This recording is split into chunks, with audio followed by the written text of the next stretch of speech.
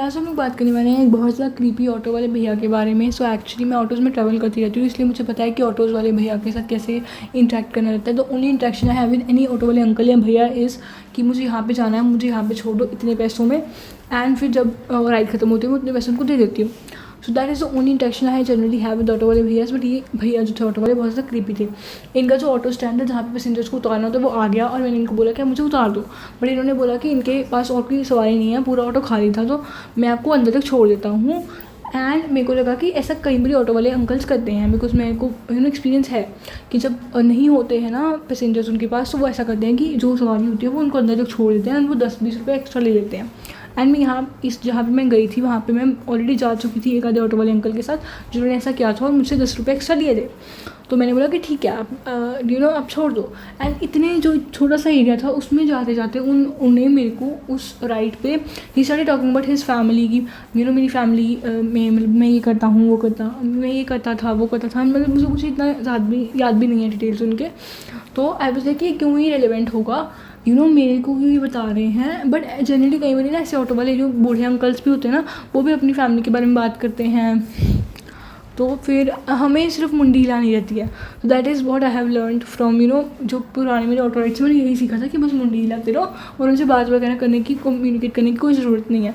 तो अब उन्होंने मुझसे पूछा कि तुम कौन सी एरिया में थे, एंड आई वाज सो डम, नॉट डम एग्जैक्टली, बट बिकॉज मैं पहले भी ऑटोज़ में जा चुकी हूँ। एंड कई बार ऐसा होता है कि ऑटो वाले जो अंकल वगैरह होते हैं वो एक क्वेश्चन इसलिए पूछते हैं बिकॉज उनको ऐसा होता है कि हम पक्की सवारी बना लेंगे कि अगर वो मेरे को पूछेंगे कि मैं कौन सी लोकेलिटी से हूँ, एंड अगर उनका वहाँ पे आना जाना ज़्यादातर होता होगा तो फिर वो मुझे अपनी एक पक्की सवारी बना लेंगे।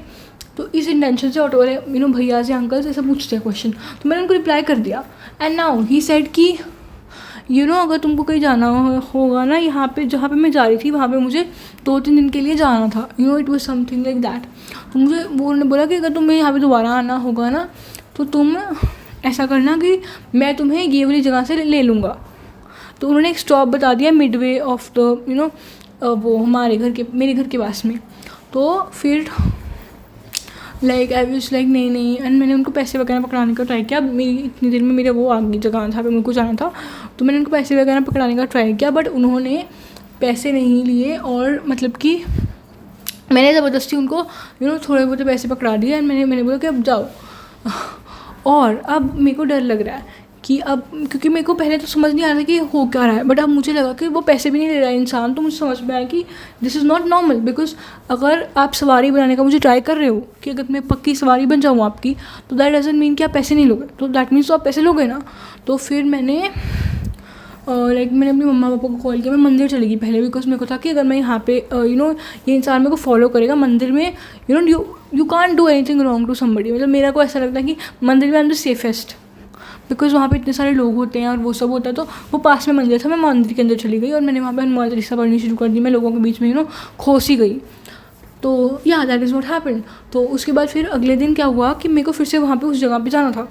अब मैं जगह का नाम इसलिए नहीं ले रही हूँ बिकॉज गाइज यूट्यूब की गाइडलाइंस के अकॉर्डिंग जो भी चीज़ें आपकी आइडेंटिटी को रिवील करती हैं और आपकी लोकेलिटी वगैरह को रिवील करती हैं, तो उन चीज़ों के बारे में आपको नहीं बताना चाहिए। And also for my own safety, because मैं नहीं चाहती हूँ कि किसी को मेरे घर वगैरह का पता चले। तो ठीक है।